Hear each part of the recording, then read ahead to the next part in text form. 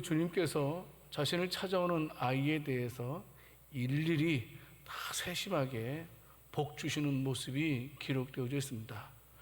예수님 당시에도 마찬가지고 지금도 마찬가지입니다. 랍비라든지 또 존경하는 사람들에게 자기 자녀를 데려가서 기도해 달라는 부탁을, 축복해 달라는 부탁을 하는 경우가 관행이었고 또 모습이었습니다.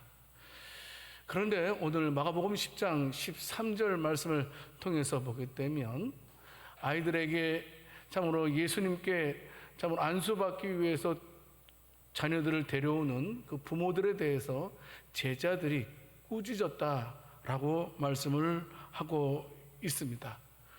물론 아이들을 데려오는 부모들을 꾸짖는 제자들, 아마도 합당한 이유가 있을 거라고 생각됩니다. 예수님 얼마나 바쁘세요, 그죠? 예수님 얼마나 또 힘드시겠어요. 그러니까 시간 낭비라든지 또 뿐만 아니고 예수님의 수고를 덜어드리기 위해서 아마도 그만하라, 예수님 힘들게 하지 말아라 라는 의도에서 참으로 아이들 데리고 오는 것을 꾸짖었다고 생각됩니다. 하지만 제자들은 본질을 놓친 것 같습니다. 왜냐하면 마가복음 9장 37절 말씀이 있는 것처럼 예수님께서 어린아이를 얼마나 사랑하는지를 잊었던 것 같습니다. 예수님 말씀하시죠. 어린아이를 영접하는 것이 나를 영접하는 것이고 나를 영접하는 것이 나를 보내신 아버지를 영접하는 것이다 라고 말씀을 하고 있습니다. 물론 여기에서 말하는 어린아이는 낮고 천한 자들을 상징하는 것이라고도 우리가 말할 수 있습니다. 예수님께서 마태복음 18장 6절 말씀에서 어린아이에 대해서, 작은 자에 대해서 그 중요성을 가르쳐 주고 있는데 아마 순간적으로 제자들이 그 의미를 잊어버리지 않았나 생각됩니다. 뭐라고 말씀하고 있습니까? 이 작은 자 중 하나를 실족하게 하면 차라리 연자 맷들이 그 목에 달려서 깊은 바다에 빠뜨려지는 것이 낫다라고까지 말씀을 하고 있는 것입니다. 그만큼 어린아이 중요하죠. 아니, 어린아이뿐만이 아니고 모든 영혼들이 다 중요하지요. 특별히 비천한 자, 가난한 자, 병든 자들의 영혼까지도 소중하게 여기시는 예수님의 마음을 우리가 볼 수가 있습니다. 그래서 예수님께서 마가복음 10장 14절 말씀에서 참으로 아이들을 자신에게 접근하지 못하도록 막는 제자들에 대해서 노하셨다라고 말씀하고 있습니다. 그런데 여기요, 노하셨다라는 말씀은 일반 노가 아니고 심히 노하셨다, 심히 화내셨다라는 말씀입니다. 그래서 마가복음 10장 15절 말씀에서 예수님께서 충격적인 말씀을 하고 있지 않습니까? 누구든지 하나님의 나라를 어린아이와 같이 받들지 않는 자는 결단코 그곳에 들어가지 못하리라 라고 예수님 말씀을 하십니다. 무슨 말씀입니까? 누구든지 어린아이와 같이 순전한 마음으로 하나님의 나라를 받아들이지 아니하면 천국에 들어갈 수 없다라고 말씀을 하고 있는 것입니다. 무조건 어린아이와 같은 마음을 가져야 된다.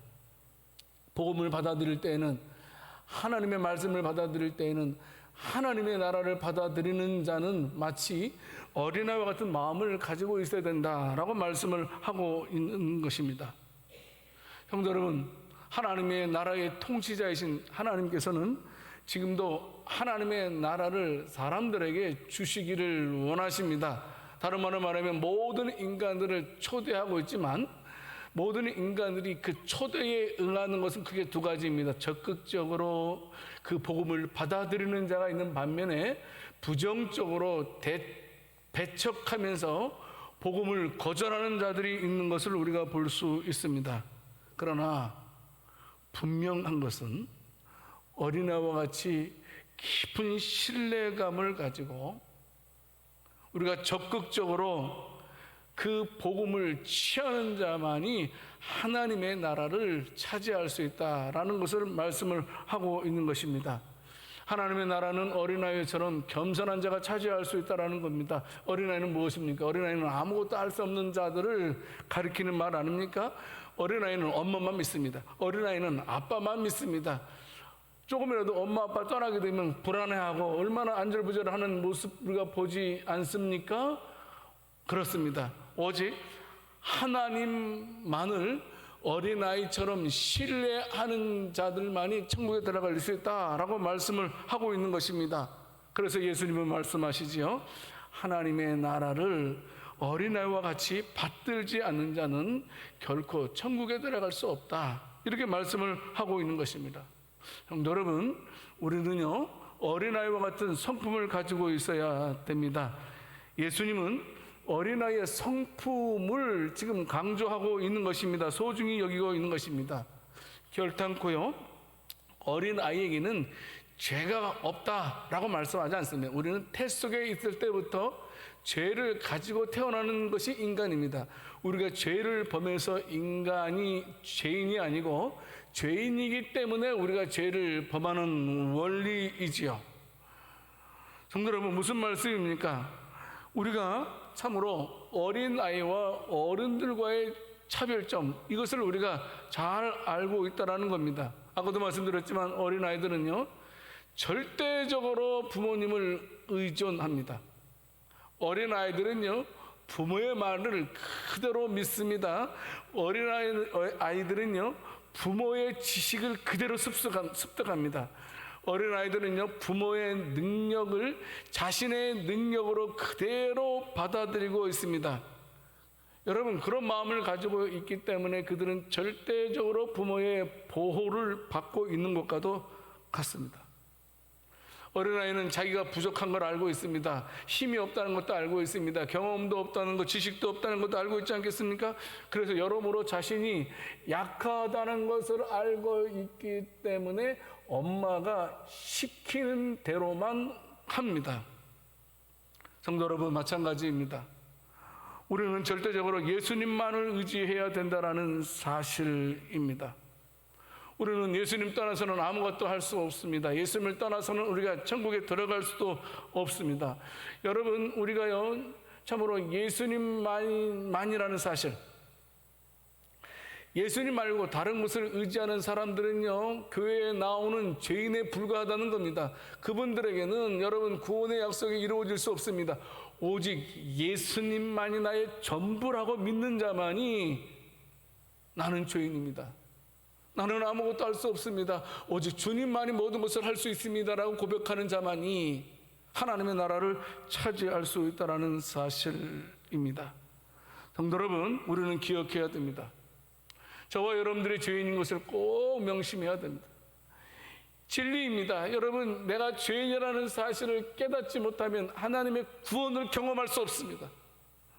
마치 어린아이가 아무것도 알 수 없다듯이 엄마 뒤에 숨는 것처럼 말입니다. 성도 여러분, 우리는 부모를 신뢰하듯이 우리 예수님을 전적으로 신뢰하고 의지하는 자들이 되어야 된다는 사실입니다. 성도 여러분, 오늘 본문의 말씀은 바로 그것을 말씀하고 있는 것입니다.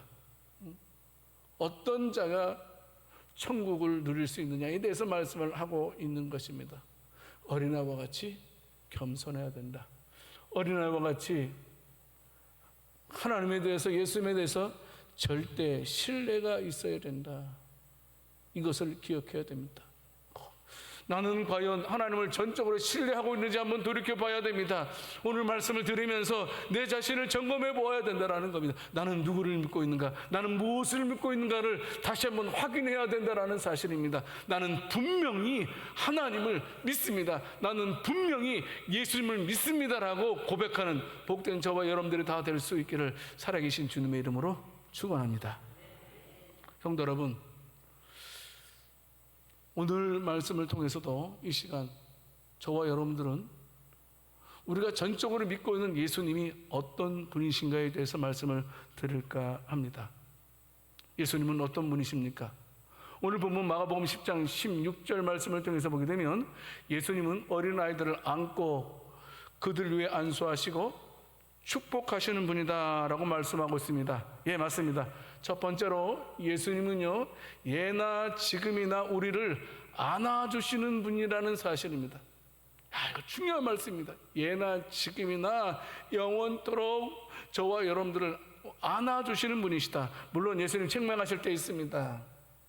그렇지 않습니까? 우리가 성경을 통해서 예수님의 책망의 소리도 가끔 우리가 보지 않습니까? 그러나 중요한 것은 예수님은 우리를 안아주시는 분이라는 겁니다. 우리를 이해해 주시는 분이라는 겁니다.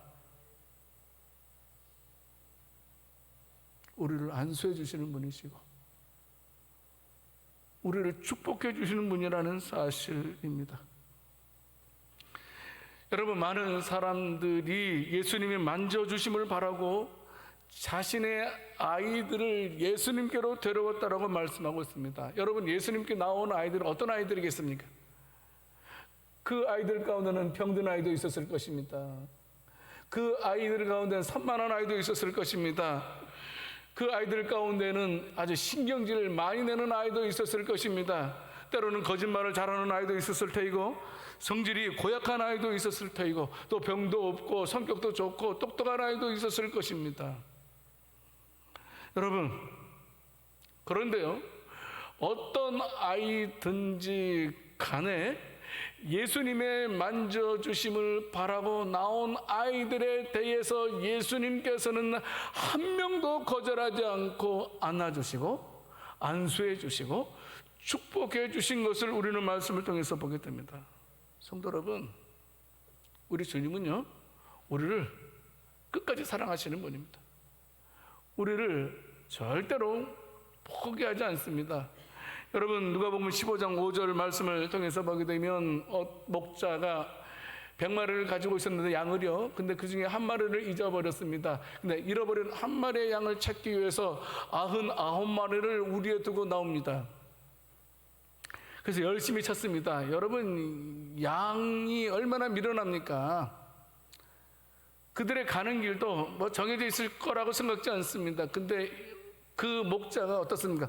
포기하지 않고 그 넓은 들판을 다 뒤져서 잃어버린 양을 결국은 찾아내어서 어깨에 메고 돌아오시는 분으로 예수님을 말씀을 하고 있습니다. 예수님 절대로 우리를 그냥 내버려 두지 않는다는 사실입니다. 여러분, 우리 주님은요, 우리를 안아주신다는 말은 우리를 살리신다는 말 아니겠습니까? 마가복음 9장 25절 말씀에 들면 유력한 관리의 딸이 죽게 되었습니다. 근데 그 관리가 뭐라고 말합니까? 내 딸이 죽었습니다마는 주님께서 오셔서 살려주실 줄 믿습니다라는 말을 하게 됩니다. 그 말을 들은 예수님께서 죽은 소녀의 손을 잡으시면서 일으키게 됩니다. 근데 그 죽은 딸이 살아났습니다. 얼마나 놀라운 일이 아닐 수가 없습니다. 예수님은 살리시는 분입니다. 예수님은 품어주시는 분입니다. 예수님은 오늘도 저와 여러분들을 안아주시기를 원합니다. 예수님은 저와 여러분들을 오늘도 안수해 주기를 원합니다. 축복해 주시기를 원한다는 사실입니다. 그래서 예수님께서는 보면 오늘 마가복음 10장 14절 말씀에서 뭐라고 말씀하고 있습니까? 절대로 어린아이들이 내게 오는 것을 용납하라, 금하지 말라라고 말씀하고 있습니다.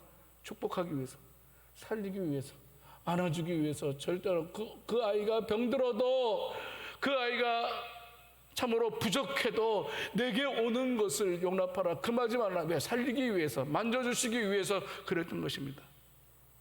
여러분, 그런데요, 예수님께서 아이들을 절대로 오는 것을 용납하고 금하지 말라라고 말씀하셨을 때 예수님의 심정입니다. 여러분, 우리가 마가복음 앞에 부분을 읽어보게 되면 지금 10장에서 말씀하실 때 그 내용, 예수님의 상태가 어떤 상태냐면 곧 있으면 예수님의 십자가 사건이 있습니다. 예수님의 대속 사건이 있다는 겁니다. 십자가에 죽을 사건이 있다는 사실입니다. 여러분, 큰 일을 앞두고 있다는 사실입니다. 많은 사람들이 자신의 아이들을 자신에게로 데리고 올 때에 이미 예수님께서는 마음속에 십자가에 대한 고난과 대속의 부담감이 마음껏 가득 차 있었던 상태라는 것입니다. 여러분 혹시 힘든 일 경험해 보셨죠? 힘든 일 당할 때 다른 일 보입니까? 안 보입니까? 만사가 귀찮습니다. 막 애들이 오는 것도 얼마나 귀찮지 않겠어요? 앞으로 조금 있으면 큰 일이 있는데 지금 위급하고 다급한 일을 해결해야 되는데, 여러분, 그런데 예수님은 그렇지 않다는 겁니다. 십자가의 그 엄청난 부담을 가지고 있음에도 불구하고 아이들을 축복하기를 원하셨다라는 사실입니다. 귀찮아하지 않았다는 겁니다. 적극적으로 용납하셨다라고 말씀하고 있습니다. 자신이 그렇게 힘듦에도 불구하고, 자신이 그렇게 부담스러운 상황임에도 불구하고 아이들을 계속해서 오게 하라, 한 명이라도 더 만나서 안아주시고 안수하시고 축복해 주기를 원하시는 예수님의 모습을 볼 수가 있습니다. 성도 여러분, 우리들도요, 그와 같은 마음의 여유가 있었으면 좋겠습니다. 그렇지 않습니까?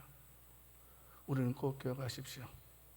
예수님은 십자가를 앞둔 상태에서도 우리를 안아주시기를 원하셨던 분이셨습니다. 여러분, 이거 꼭 붙들어야 됩니다. 마태복음 23장 37절 말씀을 보게 되면요, 특별히 예수님은 암탉이 그 새끼를 날개 아래 모음같이 라는 말씀이 있습니다. 여러분, 천둥이나 번개가 치면요, 어미닭이요 병아리를 품습니다. 그리고 하늘에 독수리라든지 맹금류가 탁 날아다니면요, 막 어미닭이 막 코라면 일로와 일로와 하면서 날개를 쫙 벌립니다. 벌려서 날개 밑에 새끼들을 탁 품서 저 봤습니다. 10마리가 어미닭 한 날개를 쑥 들어가더라고요. 그냥요. 이걸 제가 목격한 적이 있습니다. 여러분, 무슨 말씀입니까? 예수님께서 예루살렘 백성들을 품고자 하시는 것을 상징하는 것 아닙니까?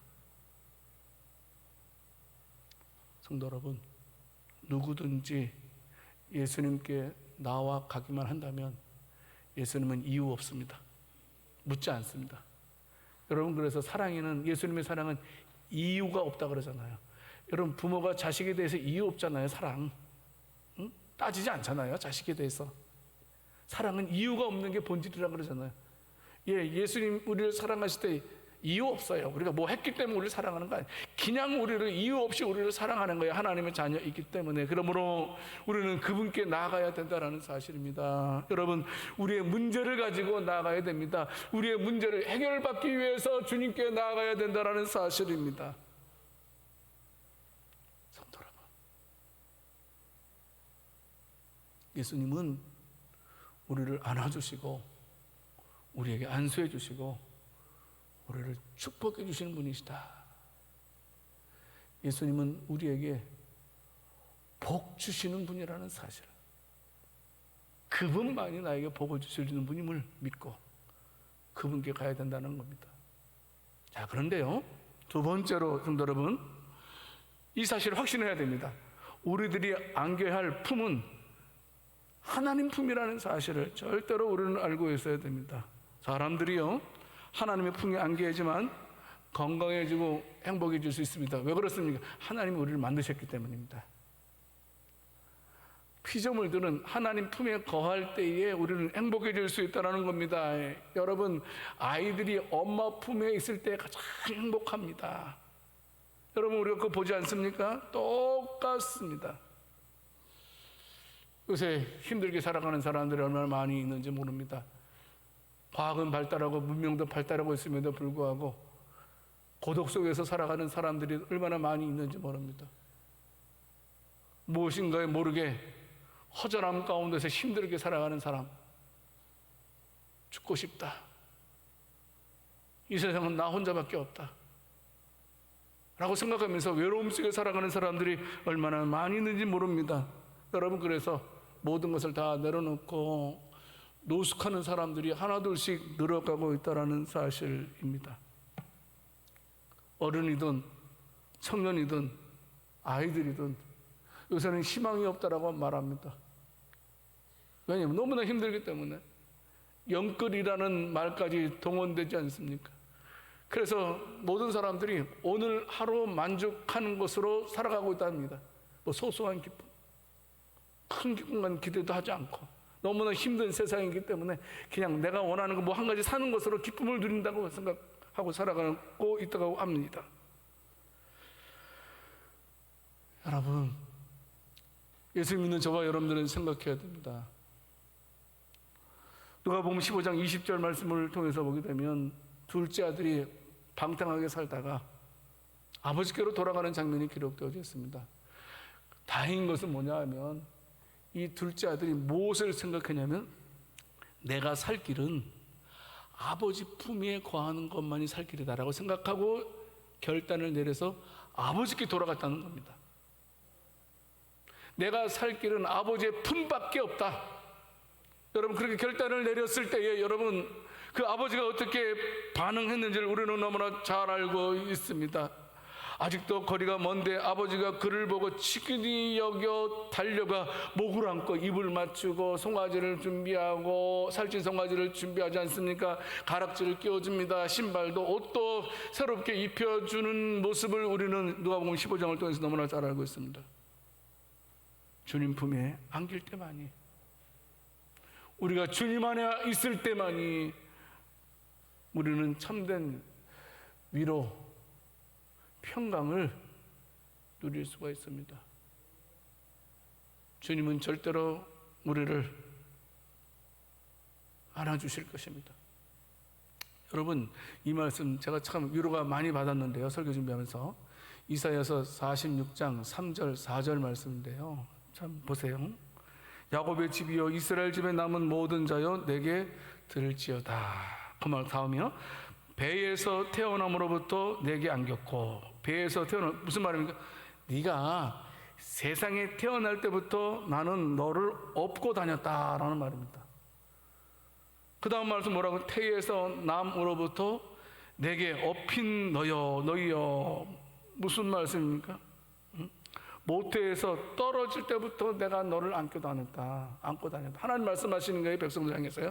4절 말씀, 이게 4절 말씀 보세요. 뭐라고 말하면 너희가 노년에 이르기까지 내가 그리하겠다. 백발이 되기까지 내가 너희를 품을 것이다. 내가 지었은즉 내가 업을 것이요 내가 품고 구하여 내리라. 여러분, 우리가 어렸을 때만 하나님께서 우리를 보호해 주시는 것이 아니고 우리가 백발이 성성할 때까지, 아니 태어날 때부터 죽을 때까지 하나님께서 우리를 업고 살려내시겠다. 여러분, 지금 이스라엘 백성들이 지금 어떤 상황입니까? 바벨론 포로로 잡혀갈 때입니다 지금. 근데 하나님께서 뭐라고 말씀하고 있는 것입니까? 내가 바벨론에서 너희를 살려내겠다라고 말씀. 하나님 잊지 않았어요. 70년 동안 이스라엘 백성들은 방황했지만 그 70년 동안 포로로 잡혀가 있는 동안 하나님은 한 번도 이스라엘 백성들을 잊지 않고 기억하고 있었다는 겁니다. 이것이 바로 자기 백성을 향한 하나님의 사랑이라고 말할 수 있습니다. 성도 여러분, 하나님은요 우리의 처음부터 마지막까지 품어주시기를 원합니다. 이거 믿으셔야 됩니다. 하나님은 저와 여러분들에게 복 주시기를 원하신다는 사실입니다. 하나님은 단 한순간도 잊지 않습니다. 잊지 않습니다. 단 한순간도 우리가 우리의 자녀를 잊을 수 없는 것처럼 아닙니다. 여러분, 절대로 버리지 않습니다. 절대로. 우리는 그와 같은 확신을 가지고 있어야 됩니다. 하나님께서 나를 붙들고 계신다.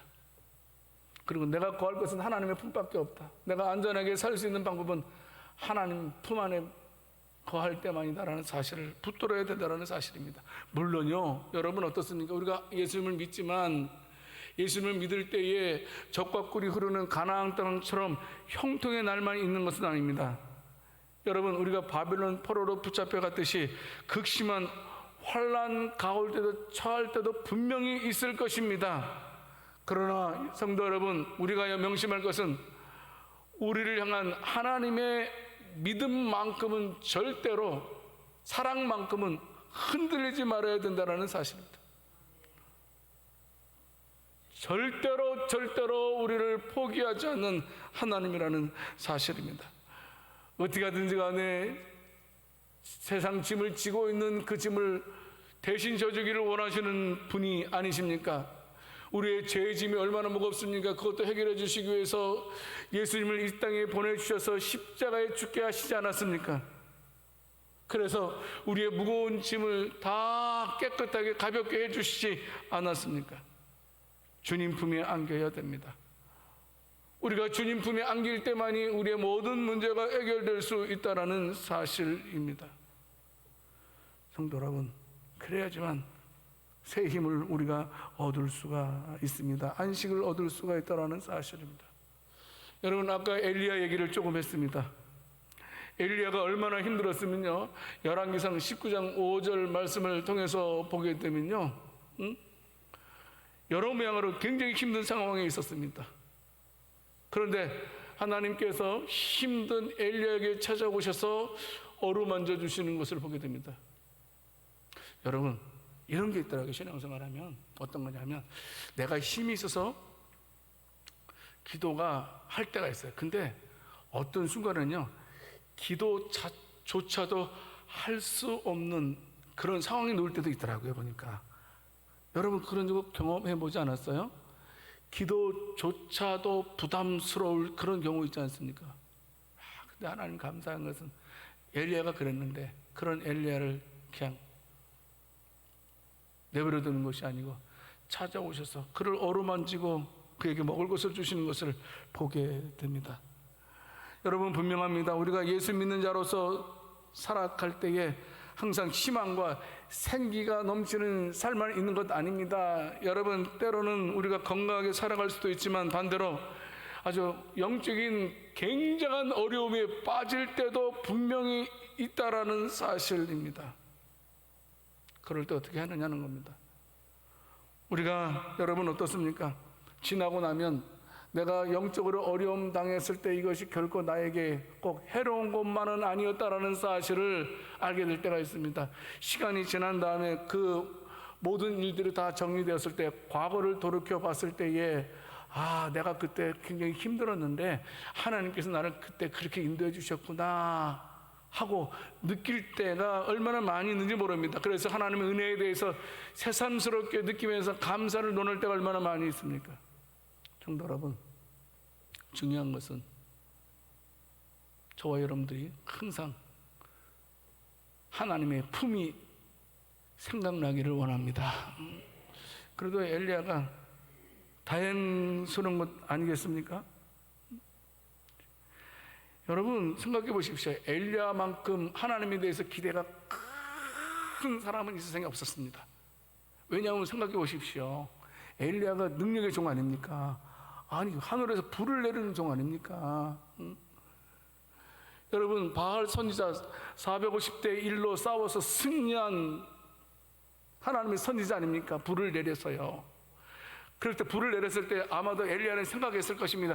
야, 이제 우리나라도 되겠구나. 이제는 하나님께서 불을 내려주셨기 때문에 그 불을 내리는 것을 본 이스라엘 백성들이 이제 하나님께로 돌이킬 거다. 이제부터는 우리 민족이, 우리나라가 하나님을 잘 믿을 거야 라고 생각을, 기대를 하지 않았겠습니까? 여러분, 그런데 결과는 어떻게 되었습니까? 그와 같은 기대는 산산조각처럼 무너졌습니다. 여러분 어떻습니까? 더욱더 백성들은 하나님의 능력을 보고도 완악해지게 됩니다. 여러분, 아합도 이세벨도 엘리야 선지자의 능력을 보고 굴복하고 무릎을 꿇어야 되는데 도리어 더 완악하게 엘리야 선지자를 죽이려고 하고 있었다라는 사실입니다. 여러분, 옛날에 이런 말 있죠. 기대가 크면 뭐도 커요? 실망도 크다. 그러니까 지금 엘리야 선지자가 기대가 이렇게 컸었는데 얼마나 실망에 빠졌는지 몰라요. 볼까요? 열왕기하 19장 4절 말씀을 통해서 보게 되면 말씀하고 있습니다. 여호와여, 넉넉하오니 지금 내 생명을 거두시옵소서. 여러분, 그 넉넉하다는 말을 우리가 잘 해석해야 됩니다. 한탄하는 말이에요. 뭐냐? 아유, 몰라요. 하나님 다 끝났어요. 아유, 그냥 도리어 그냥 저를 죽여주세요. 몰라요. 저 아무것도 할 수 없어요. 하나님, 이제 저는 더 이상 바랄 것이 없어요. 긍정적으로 말하고 있는 게 아니에요, 지금요. 아유, 모르겠어요. 그냥 저를 죽여주세요. 그 얼마나 실망이 컸으면.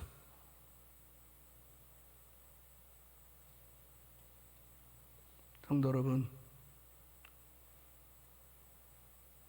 열왕기하 19장 5절 6절 말씀을 통해서 보게 되면 그와 같은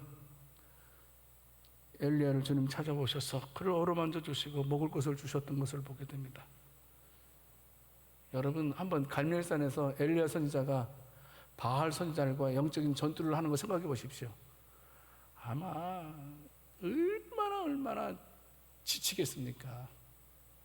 그것도 자기 편은 하나도 없고 다 왼수인데, 뿐만이 아니고 아합과 이세벨이 자기를 죽이려고 하고 있어요. 그 소식을 들었을 때 두려움, 공포는 어떻겠어요? 이게 지금 엘리야는 어떤 면에서 지금 밑바닥까지 내려온 상태라고 생각됩니다. 여러분, 그런데 하나님은 그를 외면하지 않았습니다. 하나님께서는 그를 보고 계셨습니다. 그렇게 힘들었던 엘리야를 찾아오셔서 어루만져 주시고 먹을 것과 모든 것을 살펴주셨던 것을 보게 됩니다. 회복시켜 주셨다는 사실입니다. 주님 안에 거하면 하나님께서 회복시켜 주실 줄 믿으시기를 바랍니다. 여러분, 그가 거기서 10을 얻지 않습니까? 40일, 40주야를 잘 견뎌내지 않습니까? 힘을 보충해서 하나님의 산 호레베까지 이르렀던 것을 우리는 성경을 통해서 너무나 잘 알고 있습니다. 성도 여러분, 그래서 엘리야는 새로운 회복의 길을 걷게 됩니다. 우리도 살다 보면 엘리야만큼이나 충격받을 때가 있습니다. 속수무책일 때 있습니다. 그때 주님 바라볼 수 있기를 원합니다. 하소연도 하나님께 하세요. 하나님, 나 아무것도 못하겠어요. 저보고 어떻게 하라는 거예요, 하나님? 그러니까 하나님께. 여러분, 우리가 너무나 힘들어서 모든 것이 자포자기하는 그런 경우에 놓을 때 분명히 있다고 생각됩니다. 그때 주님이 생각나는 은혜가 있기를 원합니다. 주님 품이 생각나야 됩니다. 딴 데 가서 기웃거리지 마세요. 힘들 때일수록 주님 기억해야 됩니다. 사마리아 성에 우물가의 여인이 남편이 5이었습니다. 보통 그렇게 말하지 않습니까? 행복해지기 위해서 돈 많은 사람과 결혼하고 권력 있는 사람과 결혼해 보았고 건강한 사람과 결혼해 보았고 능력 있는 사람과 결혼했지만 다 헛것이었다. 그러나 진정한 만족은 주님 만났을 때에 내가 행복해졌다라고 고백했던 그 여인의 고백을 우리는 알고 있습니다. 우물가의 여인처럼 난 구했네. 헛된 것들은 그때 주님 하신 말씀 내 샘매와 생수를 마셔라. 오 주님 채우소서. 나의 잔을 높이 듭니다. 하늘 양식 내게 채워주소서. 넘치도록 채워주소서. 주님만이 나에게 하늘 양식을 채워줄 수 있는 유일한 분이심을 믿으시길 바랍니다. 다른 것 절대로 우리를 채워줄 수 없답니다. 헛고생해서는 안 된다는 사실입니다. 성도 여러분, 주님 말씀하십니다. 힘이 되어주시겠다고.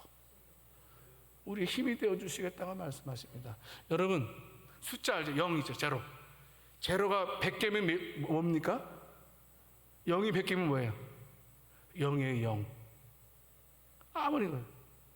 근데 그 100개의 0 앞에 일자 하나만 있으면 어떻게 돼요? 100개가 도대체 얼마입니까? 응? 뭐 셀 수 없죠. 돈. 그래요. 우리는 아무 보잘것 없어요. 아무 소용없어요. 그런데 우리 앞에 주님 내세우면 주님을 모신 것이 우리에게 얼마나 큰 복으로 변하는지, 아무 보잘것없는 우리가, 아무 쓸모없는 우리가 주님 모신 것 때문에, 주님 때문에 우리의 삶이 달라진다는 사실을 우리는 꼭 기억해야 된다는 사실입니다. 주님 품에 안기시길 바랍니다. 주님 말씀하십니다. 마태복음 11장 28절 말씀에서 말씀하고 있지 않습니까? 수고하고 무거운 짐진 자들아 다 내게로 오라. 내가 너희를 쉬게 하리라. 내가 너희를 안아줄게. 한 말씀도 하지 않습니다. 힘들지? 일로 와. 내가 안아줄게. 말씀하십니다.